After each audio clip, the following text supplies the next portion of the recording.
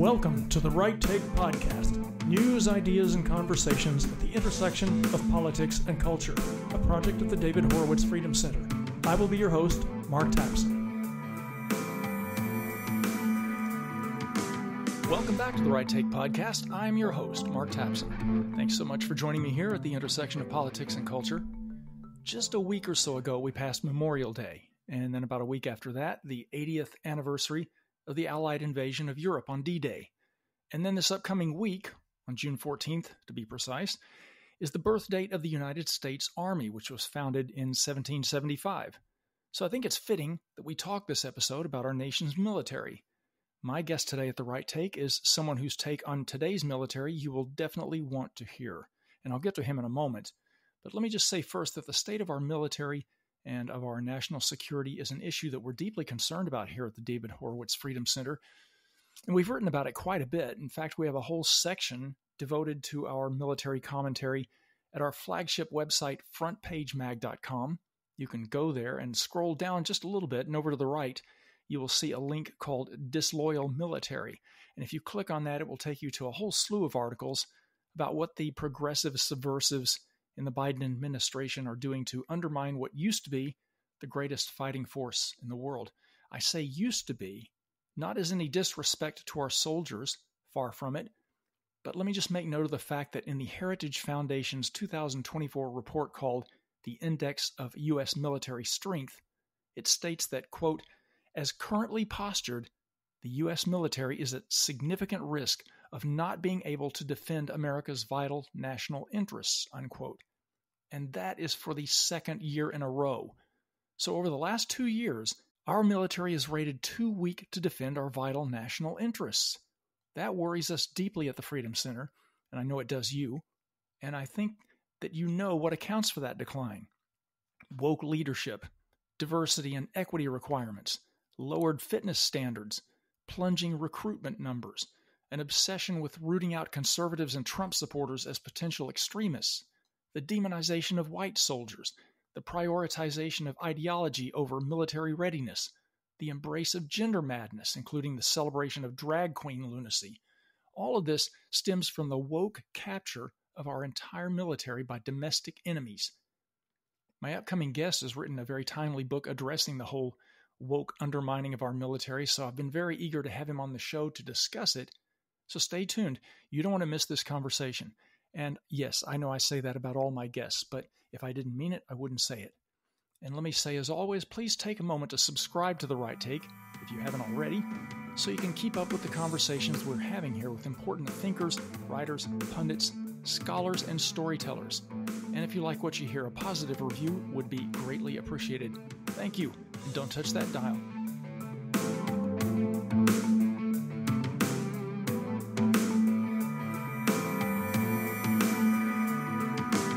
My guest today at The Right Take is the very well-known co-host of Fox and Friends Weekend. He's hosted multiple Fox Nation documentaries. He's a graduate of both Princeton and Harvard and a highly decorated Army veteran of Iraq, Afghanistan, and Guantanamo Bay. He's the best-selling author of books like American Crusade and Battle for the American Mind, and now his latest, The War on Warriors, Behind the Betrayal of the Men Who Keep Us Free, which we are going to talk about today. Pete Hegseth, thanks for your service, sir, and welcome to the Right Take Podcast. Hey, Mark. Thank you so much for having me. Appreciate what you guys fight for as well. I'm so glad you could make the time to come on. Pete, we have just passed Memorial Day and the 80th anniversary of D-Day. We're coming up on the 249th birthday of the United States Army. You're a veteran. Let me begin by asking you a couple of big questions. What does Memorial Day mean to you, and how significant would you say the role of the U.S. military has been to the history of American exceptionalism? Oh, it's a great question. The military has been at the tip of the spear of the American experiment. We are not here without the military. I mean, the United States Army is older than the country. I have 1775 tattooed on my arm because that's when the shooting started. You can declare anything whenever you want. We can declare independence from England. They weren't going to give it to us. We had to take it, and it was taken at the end of a musket. And that reality still exists today in the world we live in today. And So I mean, that's why this book and this topic is so important, is that we still live in history. We can't rest on our laurels. You can't just celebrate the D-Day vets and say they were the greatest generation. We need to live worthy of that legacy so that 80 years from now, our great-grandchildren look back and said, man, they held the line. And so I live free and I need to hold the line. Like, that's the kind of view that we have. And we're getting really complacent with the basics. And that's when you get in serious trouble. Memorial Day is central to the preservation of the American ethos, of the recognition of the, it sounds cliche, but it's true because I've seen it, the cost of freedom.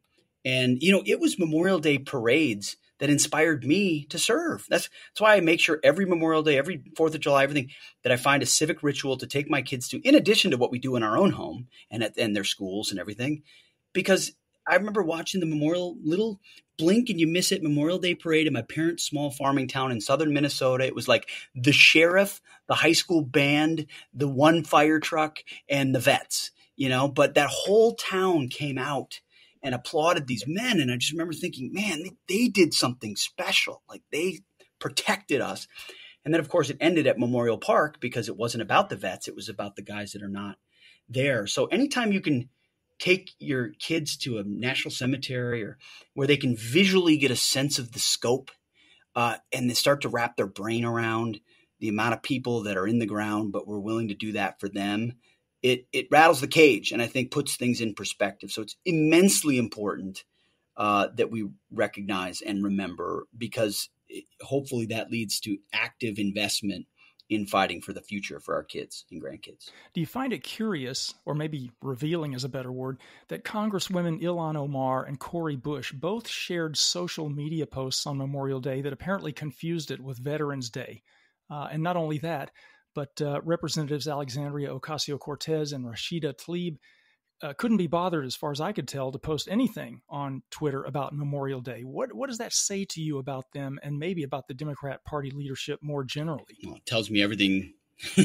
I mean, we already know who these people are. I mean, they're anti-American Marxists. They're pro-Hamas. They're the Hamas caucus. Like, they've decided that America and the West are evil. That reparations ought be paid, that this is all stolen land, built by white racists who have been wrecking the world for 250. I mean, we know their view of the world. So of course, first of all, the amount of willful ignorance you have to engage in to not understand, especially if you've traveled the globe, what is special and exceptional about America. You just have to be intellectually dishonest or just completely ignorant of the way most people live in the world and most people have lived in human history. I mean, the height of the self-intoxicating hubris of the left, of that crew, is them talking about, or their followers chanting, lesbians for Gaza, when if you dare be a lesbian in Gaza, you're dead. Like, there's just no there's no synapses connecting at all between their logic. So no, they don't. Of course, Cori Bush doesn't know the difference between Memorial Day or Veterans Day. You know why? Because she's probably never celebrated them.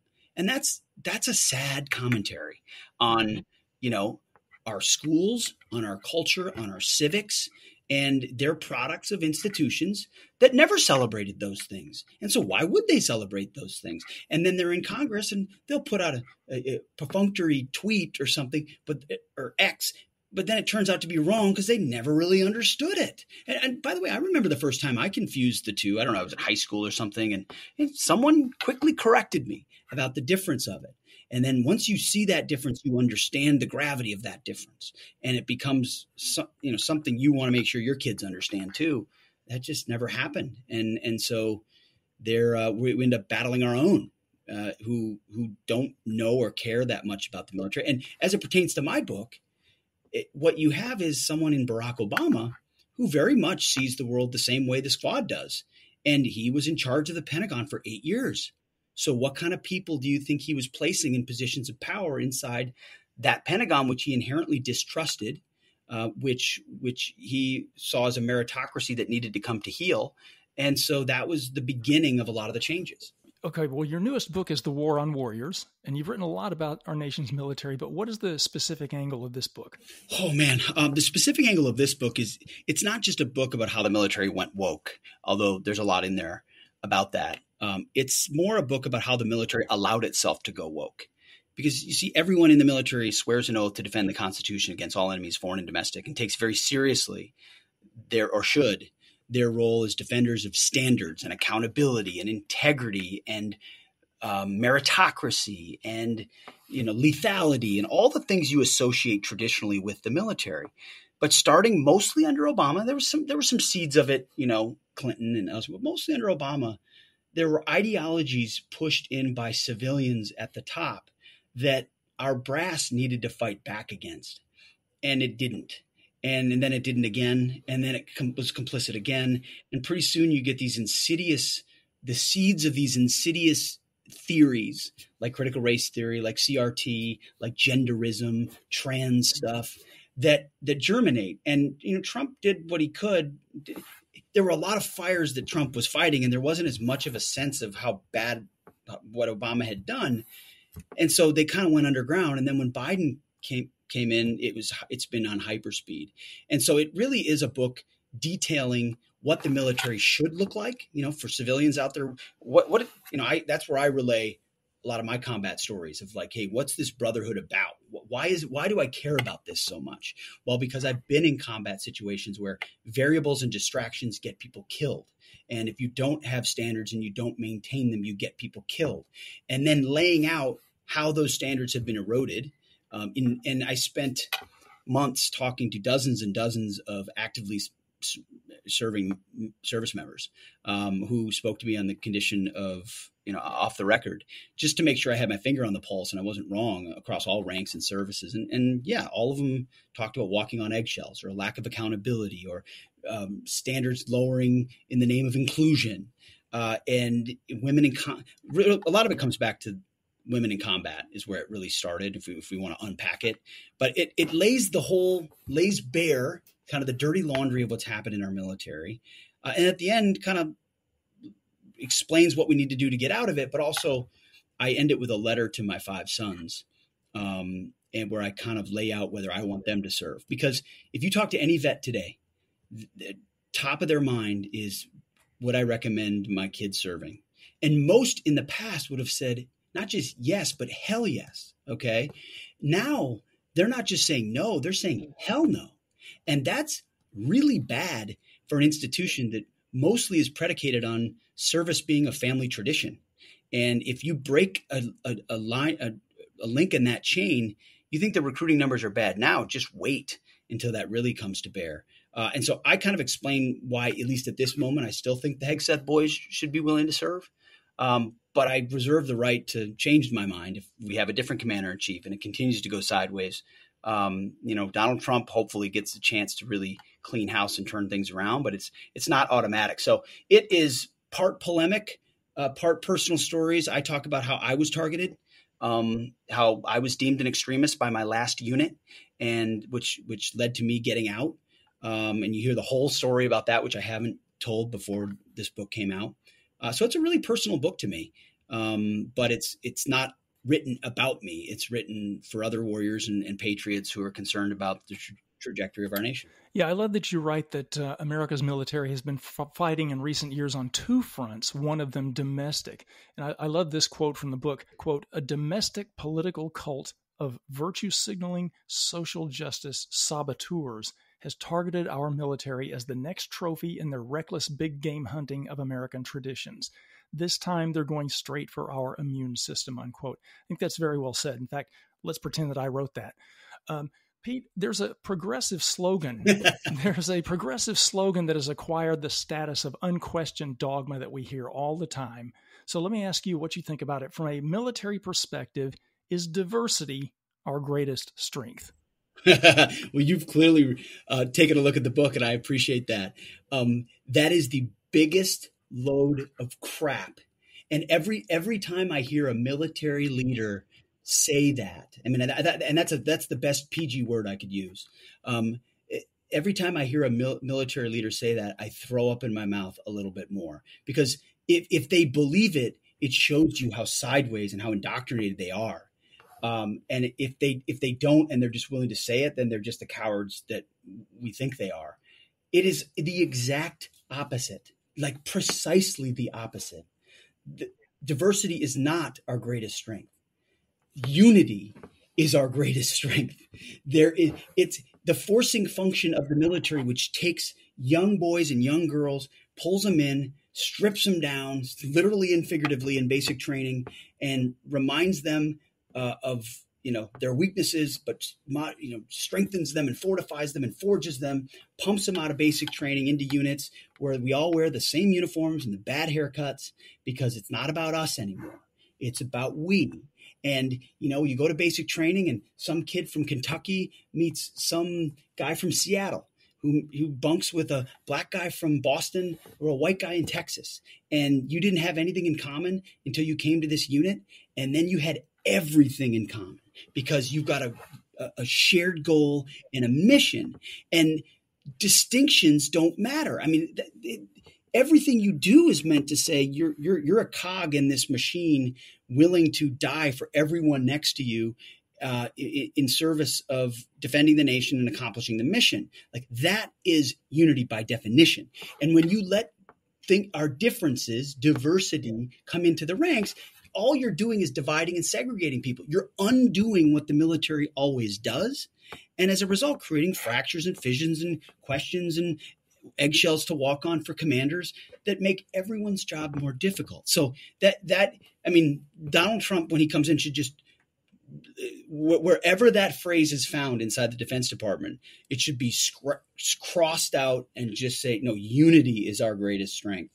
Because this whole idea that, I could go on and on because the book dives into this, attacks this issue very directly, because I think it's the most insidious one. This idea of extremism and racism that's rampant in the ranks.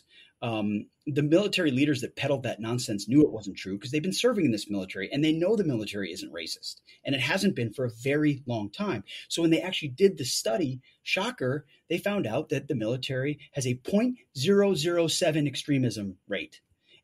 Whereas the general population has a 7% rate. I mean, I don't trust any of those numbers, but it shows you the difference. And because it's been doing its job for all these years, unifying Americans. And yet they jumped at the George Floyd boogeyman of systemic racism to genuflect to their political leaders and so they could go to their cocktail parties in Arlington and everything's hunky-dory. Yet it's the troops that are now looking at each other saying, what in the world is going on? So I thank you for bringing up that phrase. As you can tell, it gets my ire up. And it's emblematic of how off chart our military is.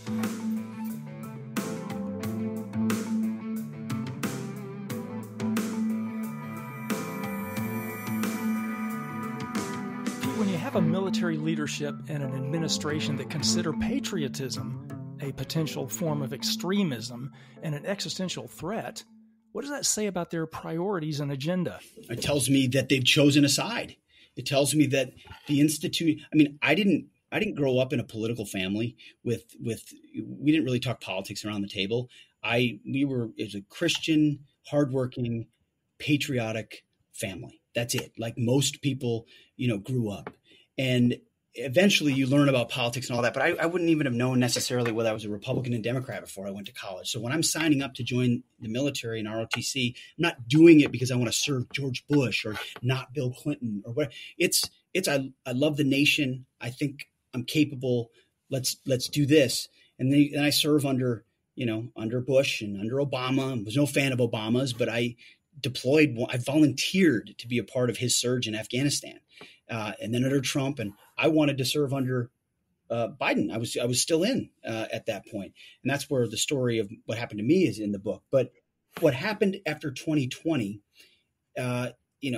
especially after the election and leading into Biden's inauguration, was the weaponization of a lot of agencies, right? The FBI and everything else, but inside the DOD to target effectively political opponents of the incoming regime by creating a new category of extremism, which you alluded to, which is patriot extremism. And we've got the evidence. It's a thing inside the Pentagon that they of course, they didn't find many patriot extremists, but the way they train and teach extremism training, the way they teach CRT and DEI, the way they teach all the gender stuff is so one-sided that it's clear that if you have traditional values in today's military, you're not of the current strand of our way of thinking. And that's why a lot of those guys and gals have been shown the door or have found their way to the door, or the vaccine mandates gave them another reason to walk out the door.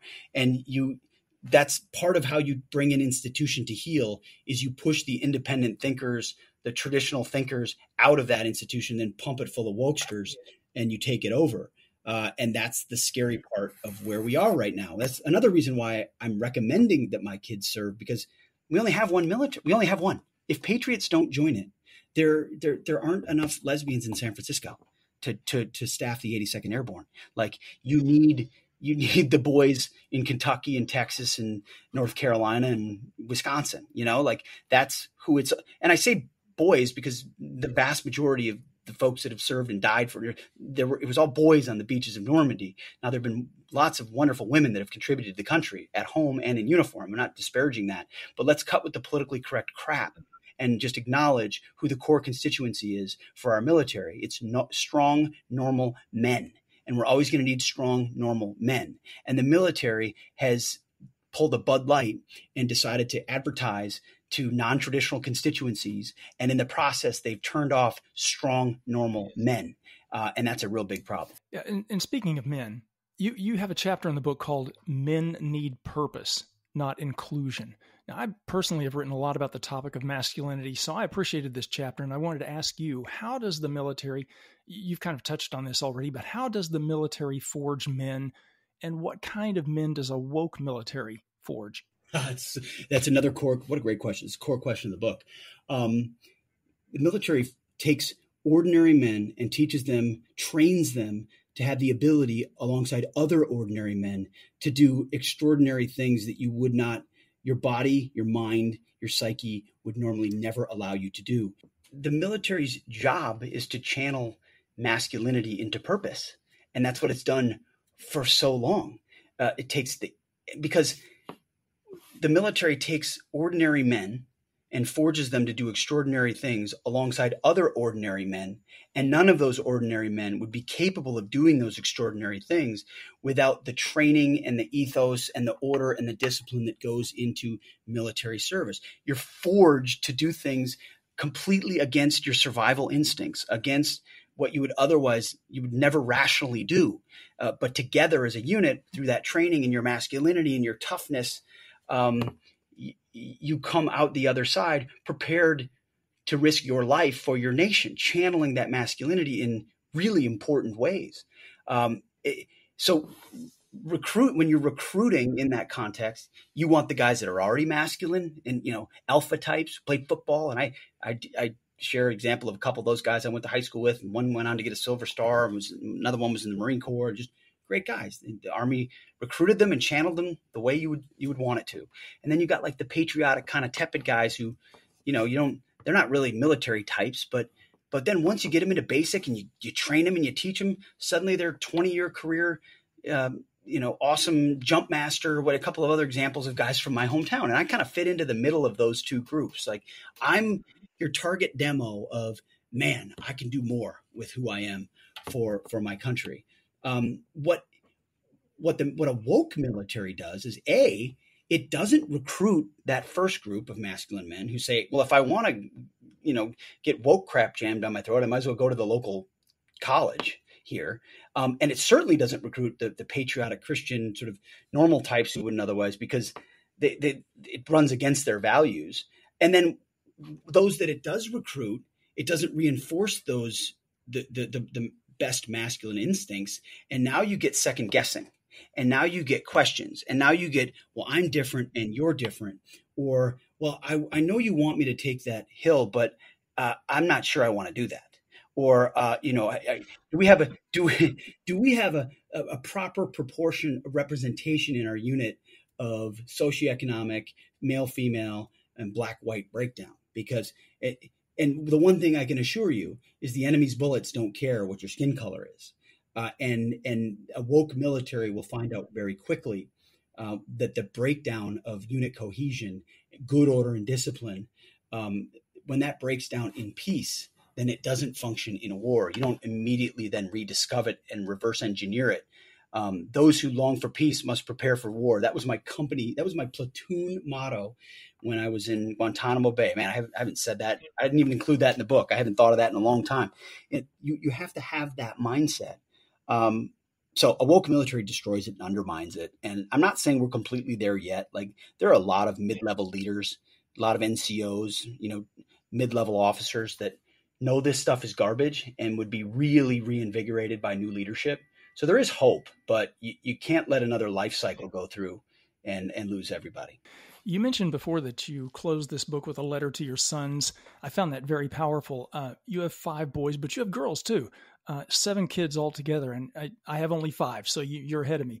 And mine are all daughters, except the youngest one.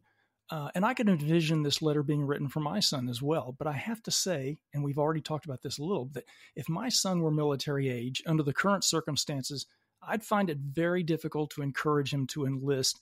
I think, as you mentioned, a lot of people probably feel that way right now. Are you optimistic that we can sort of purge the military of this woke element, that we can return it to the kind of military where people would say, hell yeah, about enlisting in the military? Are you optimistic we can do that? I believe we can do it. Am I optimistic? I don't know. If Joe Biden somehow snuck into the White House for a second term, absolutely not. I'm not optimistic. When Trump wins, then I am, because I know he's committed to cleaning house of, woke leaders. You got to have a new Secretary of Defense, a new chairman of the Joint Chiefs, clear out all of the Joint Chiefs, frankly, and then a few more targeted firings. You got to outlaw. It's an executive branch function. So getting rid of CRT and DEI and all those advisors inside the Pentagon, see ya, gone, pack your bags, change the curriculum at West Point, take the standards, whatever they were in like 1995 for every military school out there, and say, there's your standard, adhere to it. It's not, I know that implementing all that becomes that much more difficult. But when I wrote, because you know what the media will say, they'll say, "Oh, MAGA purge of the Pentagon," blah blah. It has nothing to do with political alliances. Just pay attention to the standards and stick to it. But I respect your opinion greatly about what you would recommend to your son, and that's what I hear from almost all of my vet buddies. Are no way, and that's why I didn't write the letter to my sons until I was done with the entire book, because, to be honest, Mark, I didn't know what I was going to recommend. And I mean that. But after writing it, really deep diving into it, you realize, like, this is the only military we've got. And, if not the Hegseth boys, then who's it going to be? Like, who is going to stand up and defend the nation? And are we really just going to fill the ranks with wokesters or lower the standards more and more and more? So we're, outsourcing our defense to you take your pick. And so I recommend that they serve. I recommend that they try to find the most elite units possible to get into, that they strive for that, because I think a lot of the woke garbage is filtered out as you get closer and closer to the tip of the spear. But I reserve the right 4 years from now, when my oldest is 18, to kind of say, hey, I know that letter, I wrote it and I meant it, but military's gotten even worse, and I don't think you should. And that, if we reach that point, we're in a dangerous spot, because if I'm saying it and all my buddies are saying it and everyone else is serving is saying it, you've lost the core of who serves in your military, and now you're just reducing the size of your force out of necessity, or politicians get desperate and they start talking about things like drafts, which is, don't put that beyond Washington. To say, hey, you don't want to serve anymore, we're going to make you serve. And that's a dangerous place too. There's a whole lot more that could be said about your book. But I do want to move on to another topic that I know is important to you. It's important to us here at the Freedom Center also, and that is the topic of education and indoctrination. You did a Fox Nation series, on education. What do we need to do in the educational arena to reverse the damage that's been done over the last half century by leftist ideologues? Where do we begin this process of imparting a true education to younger generations? It's a great question. First thing you do when your house is on fire is not like call 911 and hope someone arrives. Like, you grab your wife and your kids and you get out, right? And our educational house is on fire, and we can't be talking about educational reforms as the solution. The first thing you need to solve is what's going into your kids and your grandkids' heads. So whereas in this book, The War on Warriors, I argue for a frontal assault, take on the DOD, fix it and overhaul it. For K through 12 education, it's been so taken over by leftist forces, top to bottom, that I call for a tactical retreat. Like, get your leave the government schools, leave public school. I don't care if you think it's a good public school, it's a nice neighborhood, you move to it. It's a top-down system where some level of indoctrination has made it into your classroom, and find, whether it's homeschooling or classical Christian schooling or other forms of classical schooling, find a way to give your kids a real free-thinking education, because that's the only way we start to rebuild the ruins of our education system, not by hoping we can tinker inside these government schools that are totally run by, communist teachers unions, and with curriculum basically written by Howard Zinn, and hope that we're going to win that battle. We're not. So it's hugely important, and it's Mark, it's very tied in with the Defense Department and the recruiting issue. I mean, we're in uncharted territory. How do you keep a country while simultaneously telling the young people of that country that the country sucks? Like, you can't do that. And why would they want to serve in the military in that context? So it's critically important, but serve your kids and your family first, because that has a generational blessing attached to it, where they're able, and where their eyes are opened, and they're able to impart wisdom and real knowledge to their own kids, and that grows, and hopefully the weight of the failures of the public education system collapse eventually under the weight of their own hubris and failure, especially as more states pass school choice options and more families are able to take their dollars where they want. So yeah, you gotta do it. You gotta be aware of what's happening, how deep the indoctrination is, and do something. Yes, absolutely. I couldn't agree more with that. I'm a homeschooling dad myself. Pete, besides watching Fox and Friends Weekend, where's the best place for people to go to keep up with what you're doing? Thank you for the plug. Fox and Friends Weekend, Saturday, Sunday morning, 6 to 10 a.m. We got a fun little show. Otherwise, Fox Nation's a great place. I've got a couple series on this book, The War on Warriors. I have a series called, you referred to it, The Miseducation of America. I've got Battle in the Holy Land about Israel and the life of Jesus, and some history series. And it's just a place where I can kind of expand on topics that are most interesting to me. And then, yeah, if folks are inclined, I'd love for them to check out The War on Warriors anywhere books are sold, or you can get a signed or personalized copy at waronwarriors.com. I just appreciate all the support and you having me on as well. Oh, yeah. Excellent. Good to know. Pete Hegseth, thanks so much for coming on The Right Take. Please keep up the good work. Thank you, Mark. Listeners, I highly recommend Pete Hegseth's new book, The War on Warriors. I've read it and give it 2 big thumbs up.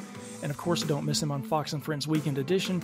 And thank you for joining me here at the intersection of politics and culture. Don't forget to subscribe to The Right Take so you can keep up with all the important conversations we are having here. And again, if you like what you hear, please leave that positive review. Be seeing you. The Right Take with Mark Tapson is a project of the David Horowitz Freedom Center and Front Page Magazine. Unauthorized reproduction of this podcast without express written consent is prohibited.